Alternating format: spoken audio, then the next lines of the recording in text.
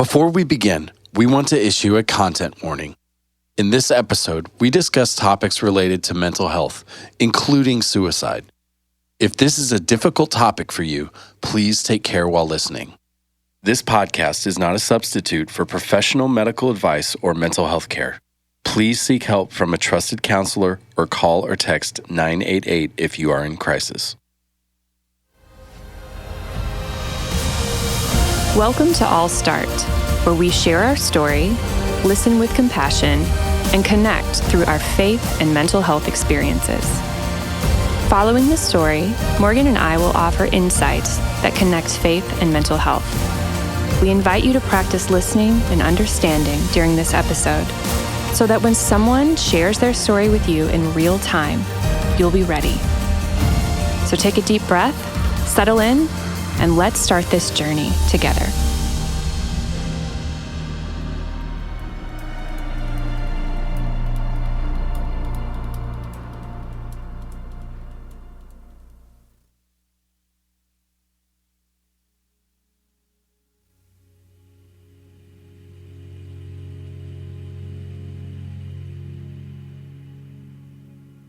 My name is Victoria, and I'll start.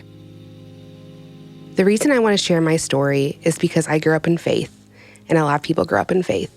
I grew up having a relationship with God and knew Him. But with my faith, I felt like it wasn't okay for me to not be okay.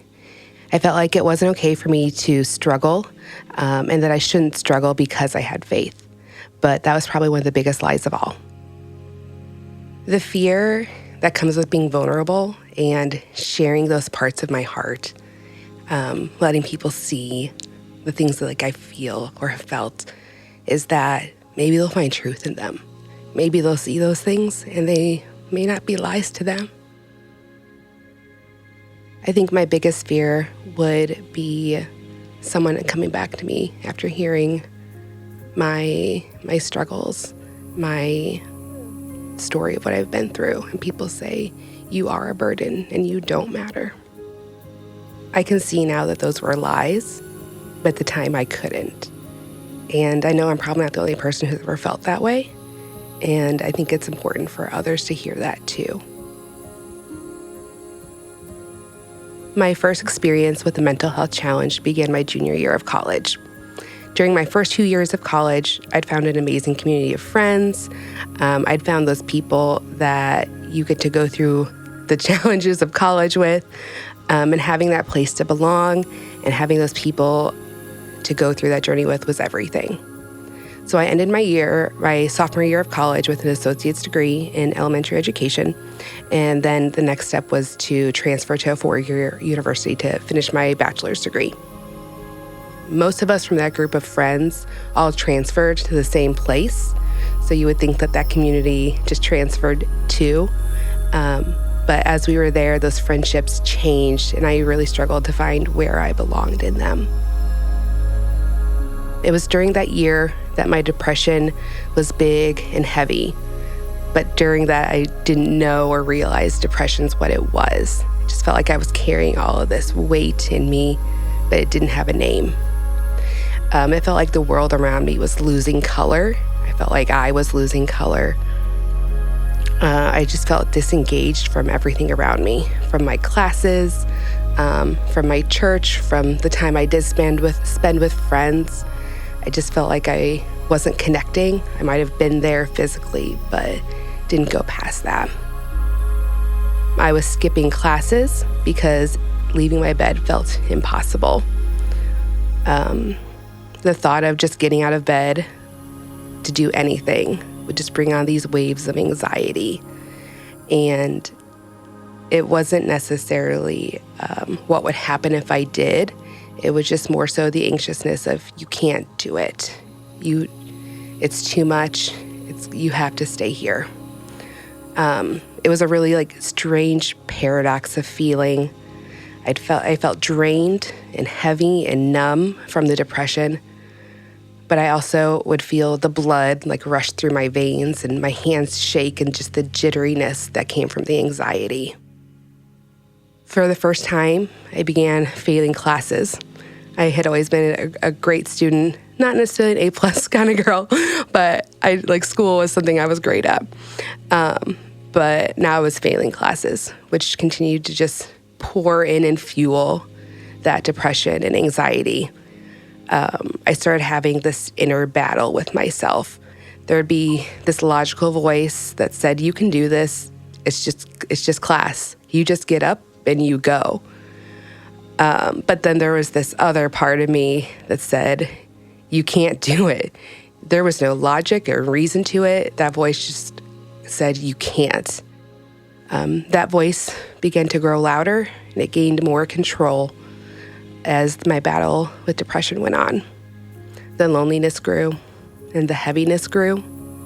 The voice in my mind began to tell me that I was a failure. It began to tell me that I was unlovable, that I wasn't wanted. It told me that I didn't have a purpose and that I didn't matter. I didn't matter in life. I didn't matter to people around me. And it told me that I didn't even matter to God. Because if I did matter to God, I wouldn't be struggling like this. If I did matter, people would see me. And if I mattered, why isn't God there with me? So all of these thoughts became my truths. With every heartbeat, I felt them. I heard them over and over of, you aren't wanted. You have no purpose here. No one sees you. Would it even matter if you were gone? And if you were gone, would anyone even notice? That's when I began to wrestle with thoughts of suicide. I would drive through red lights, hoping to get hit by a car. I would try to take too many pills. I would just wear this mask that everything was okay. I fought so hard to keep everything contained, to not let people know what I was struggling with. And I think that my biggest fear in that is that people would hear what I was feeling and that they'd affirm it. They'd say that all those thoughts were actually right. And there was a part of me that was still clinging to the hope that they were lies. And if I shared it with others, there was that opportunity for those lies to be confirmed as truths. So one evening, I found myself attending a Wednesday night service at my church. While I was still active in my church, even through this fight and battle with depression and mental health, the Wednesday night service was one that I didn't typically go to. But something led me there that night. And as the pastor was speaking, I felt like God was talking directly to me through his words. I don't remember the words that were being said, but I remember how it felt to feel like the words were directly at me. I didn't feel relief. I felt exposed, and I felt shame through that. And as the pastor continued preaching, I just felt like my lungs were closing in. I had tears rolling down my face. I was struggling to breathe. And I just wanted that night to be over. I was checking the clock behind me, looking for the time for when his message would be over, so that way I could get out of the building as fast as I could. So the service ends, and I rush out of my seat with my head down, hoping no one would see how my mask had fallen, how things were coming out. And as I was getting close to the door, a woman stops me. She said that God had told her to come and pray with me. And hearing that, I began to panic even more, because then there's that fear of, God knows everything, so what's he going to tell you? I don't want people to know what I'm feeling or what I'm going through. So if God's telling you this, that means you're hearing something. And so as she prayed for me, God spoke truth to every single lie that had been my anthem for so long. He spoke of how loved I was, how he saw me, and that I mattered to him. He spoke that he had a purpose for my life. And lastly, he said, don't give up. That was the turning point for my mental health. I clung to these things that the Lord had spoken to me. I repeated them through my mind constantly. I replaced the "you don't matter" with "you do matter," that I have a purpose for you. I'd repeat them to fight those lies of my thoughts. And through it all, I fought to not give up on myself, to not give up on my life, but also as a reminder to not give up on God.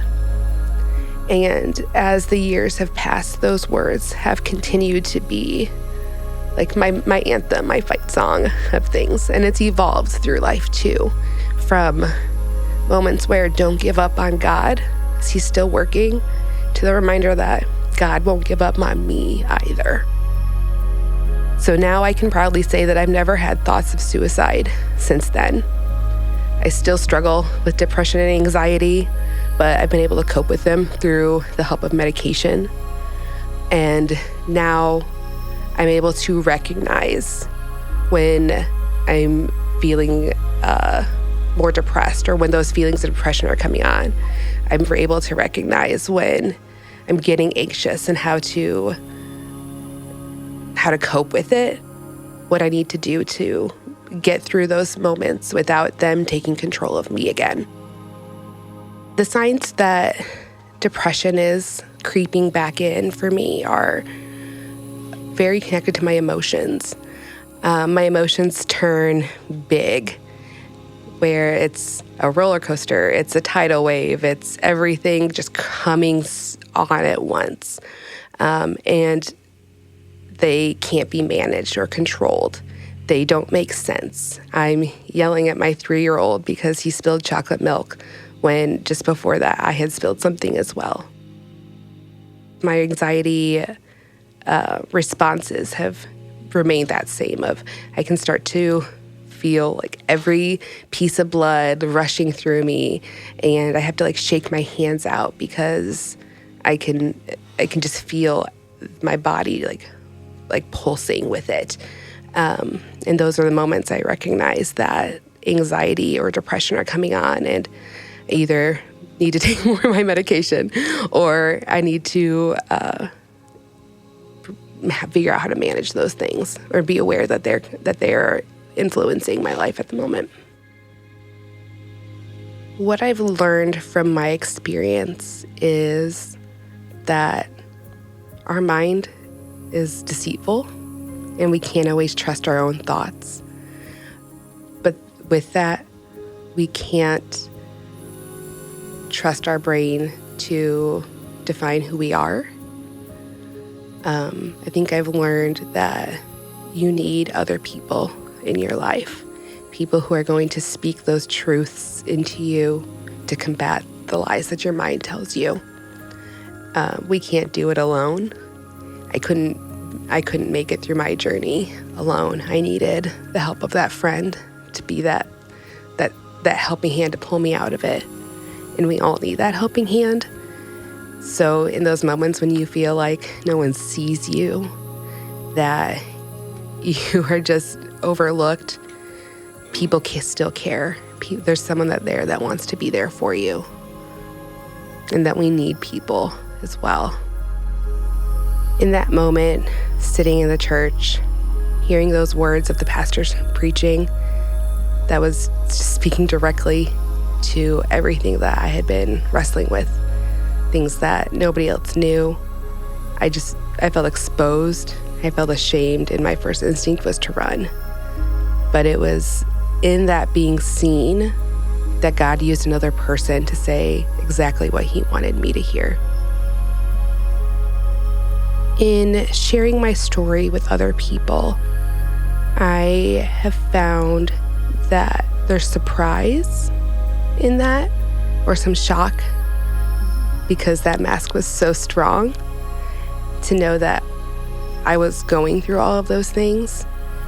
But I think that also brings help to know that the people we think are good or have it all together, who put out there that everything is fine, might have something going on underneath there too. I think it's also helped me with seeing other people, finding those, or seeing maybe those little clues that maybe there's something going on under their mask. Maybe what they are portraying isn't all that is really happening. I think that it's in sharing my story now, I have found community. I've opened that door for other people to come and say, me too, or I've been there. And we found that support in others. And when I start to feel those things coming up in my life now, I have that core group of people that I can turn to. The people that I can say, hey, I'm struggling right now. Those that are going to come sit beside me through it are going to walk through it with me or speak the truth when I need it, or just to be that listening ear. In the church, we talk about not being perfect, how we don't need to have it all together. We shouldn't have it all together because then we wouldn't have that need for God. We talk about imperfect people are welcome, but I think there's still that part of us that feels like we have to make it look like we have things together still, that there's maybe not permission to let our struggles be known. There's something so unifying in saying, like, you have mess, I have mess too, and you find your place. You find that you aren't messed up or broken. And I think that's probably an area that the church can do better at. I would say if we don't need to put on this altogether perfect persona, let's talk about the fact that you're struggling mentally right now, or the fact that you had a huge fight with your kids on the way here, and you don't have to put on the smiling face when you get to church. So if you're listening today and you're struggling with those voices that are telling you that you don't matter, that you're not seen, that you don't even belong, know that you do. Know that those are lies, that you matter, not just to the people around you, but to a big, loving God. And what you're feeling right now is a season, and it won't last. And there's people that want to walk to the next season with you.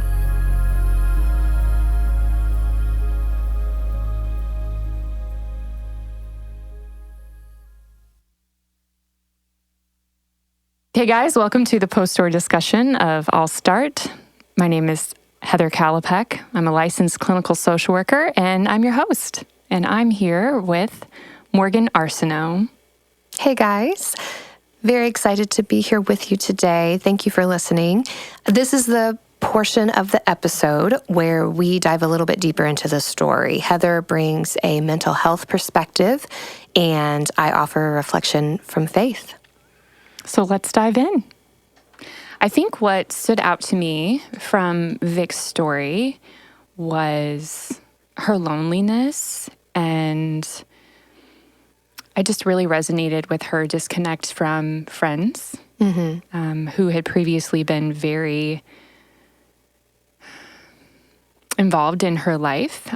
You know, you see so many of those symptoms of depression. You know, she's isolating from others. Part of it is this loss of friendships or loss of relationships, big sudden changes, like she had transferred to a new university. She has this big life transition, you know, and then you see the academic decline. She can't get out of bed. She's not showing up.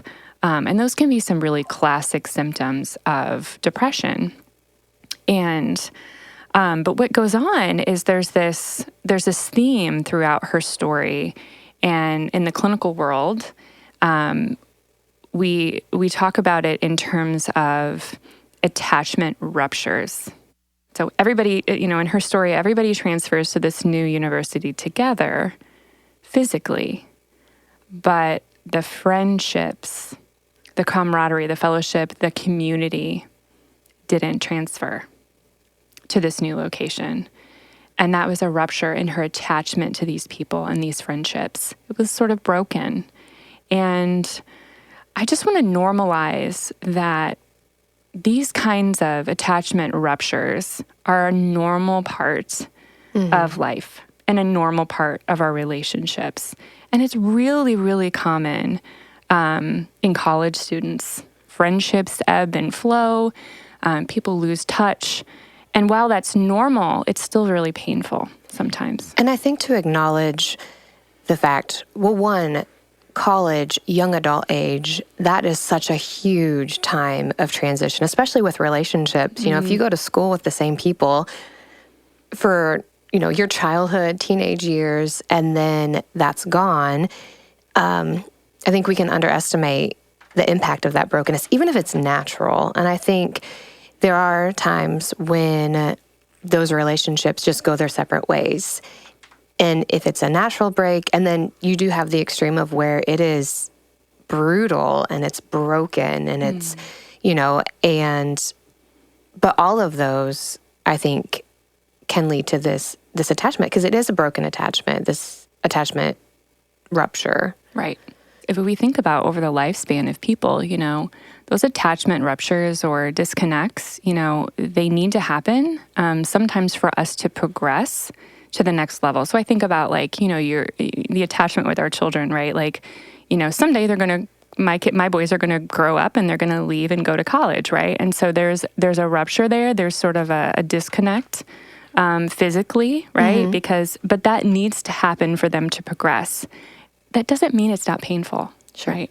But for her, she thought, we're all transferring to this new university. These friendships are going to transfer as well. And when they didn't, it's such a huge letdown.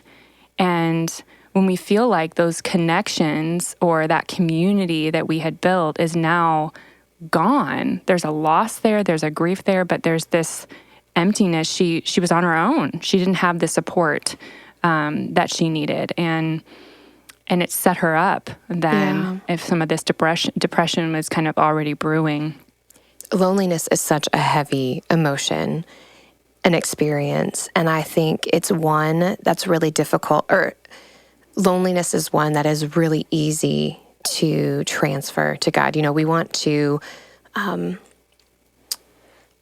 project our experience and our emotions to God's character. If God is here and God is present, how can I feel this lonely? That's so good. And yeah, a lot of time, I think what you're saying is we transfer or apply our attachment or broken attachment that we have with people to our attachment to God.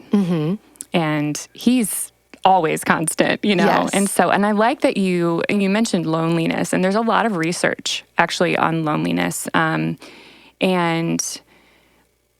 It shows that actually when we experience rejection or we feel unseen or isolated from people and we're experiencing loneliness, when our attachment bonds to people feel unstable or unsteady, our brain can actually interpret that unsteadiness as physical danger. Wow. Sometimes our brains can't tell the difference between being emotionally unsafe and being physically unsafe. And that sort of rejection we feel from people and just feeling maybe like our attachments to people are unstable, feels like we're in danger. And that can create this perfect storm of depression and panic and causes us to withdraw from other people, because our brain has a hard time determining whether we are in physical danger or emotional danger. It all kind of feels the same. That is fascinating. And which makes sense, like with the anxiety and depression, because on one hand, your physical surroundings are safe, but yet you are feeling that danger and that disconnect. That it wouldn't make sense if you didn't know that your body or your mind is translating that as emotional. That's crazy. Yeah. And so you can behave in some of the same ways that you would if you were physically in danger as you would when you are you feel like you're emotionally unsafe. And I think that's kind of what Vic was experiencing. She felt disconnected. She felt rejected. She felt isolated, and it just spiraled down to depression and loneliness. It leads to this sort of shame spiral. And I think that's why those pastors' words, if you think about that moment when she goes to church, somehow managed to get herself to church, right?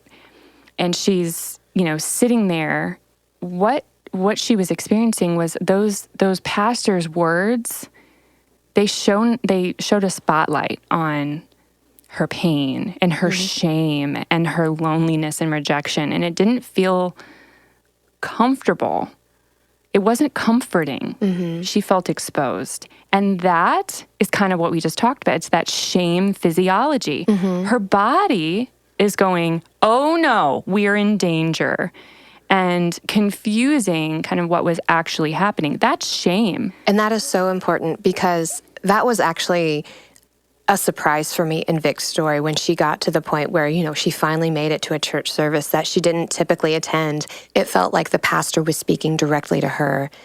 I thought that was going to be the turning point in the story. Like, oh, this is where the hope comes in. Me too. And it did the exact opposite. But that's what shame does. Shame says, everyone can see my brokenness. I have to isolate. I have to get out of here. I have to run because everyone sees. When I am counseling people and they are turning inward, when they're wanting to run, they're wanting to hide, when they feel exposed, when feeling seen isn't comfortable, it doesn't feel, or I should say, comforting. I know I'm dealing with shame. I know I'm dealing with shame because it feels like a confrontation and not like reassurance. The pastor feels confrontational. The pastor feels like it's not reassurance because her shame is sitting in the seat with her, right? She feels exposed and she runs, right? And so as she's running out, this amazing thing happens. And a woman stops her. And it's just a beautiful moment of this co-regulation that this woman gives to Victoria because God is pursuing her. Yes. And that is so beautiful. The woman stopping her, saying, hey, I see you, I know, wait, listen, I just have something I feel like I have to say to you. And this just highlights we need other people. When we are in our shame spiral, when we are panicked, God can use the most unlikely of people, right? And this is such a turning point a lot of times in shame. One safe person. It just takes one safe person. And it's just such a beautiful, powerful moment where God is using this person to co-regulate her nervous system, to bring this panic down, but then to speak his truth to her, confronting every lie that she's ever told herself. That moment is so powerful. Absolutely. And I'm so grateful for the courage of that woman to go to Victoria, because I imagine that had to have been uncomfortable for her. I love the change in her story because, she went from wearing this mask, from not wanting to be exposed. And then she says, the community that she has now that encourages her. But she talks about how it's unifying to meet someone and say, oh, you have mess, I have mess. And just the bonds that can come from that and the connections that can come when we do set aside that shame, which is so difficult, but is so necessary. And I think that's an opportunity really for the church to be different. But she did it, and God used her in such a powerful way. I mean, she is forever a part of Vic's story. And I think because of her obedience and her courage to do that. Yeah. And it's so interesting to me to look at the difference there. It's something I think we all can learn. Because I'm sure all of us have been in Victoria's situation where we felt exposed, we felt shamed, we didn't want anybody to see us. But let's not deny that we've all been the woman too, more than we recognize. We discredit it. We're like, oh God, no, I'm not going to go up to that person. Lord, no, not going to happen. This is uncomfortable. But if we step forward with obedience, trusting that God will give us the truth that we need him to tell us what to say. Yeah. This woman couldn't read Victoria's mind, right? But God knew exactly what she needed. And she talks about how the words that were spoken that spoke to each of the lies that she had became her mantra. And I love that that's how she fought her own thoughts, the own lies that she had. She had a truth to combat that. And I think I love that. And then again, you said the community that she surrounded herself with, the help that she received through the medication. I think it's never just one thing. We just really need each other. Yeah. And I don't know, I just, the visualization that I get is that, God, he tracked her down. He saw her trying to flee and run. He used another woman to speak truth to Vic. But he didn't leave her after that moment. It wasn't like he came and touched down, had this moment of speaking, truth over her lies, and then he left her. No, he is here for the long haul. Right? Yeah. He's in it. Yes. He's with us. So let's think about just a reflection for today. So I just want to invite, if you're listening and you identify with some of those lies that Victoria spoke out loud, I just invite you to consider these questions. Where have you felt the weight of loneliness or ruptured friendships or ruptured relationships? And what lie are you, prone to believe about yourself in those moments? Yeah. And so tying into John 8:32, what truth does God want to speak into those places and those lies that you're believing about yourself? Because those truthful statements to combat those lies is a huge moment in combating shame. Yes. And I also want to encourage listeners, if you are a part of a community and you see someone who is hurting, seems disconnected, who is struggling, I just want to encourage you to reach out, to ask them how they're doing, to be intentional with your care for them, because again, we need each other. And let this be a moment where truth gets the last word, not the lie. Jesus said that the truth will set us free, and often that freedom, it starts with a single brave step. And we'll walk a little of it with you next time on I'll Start.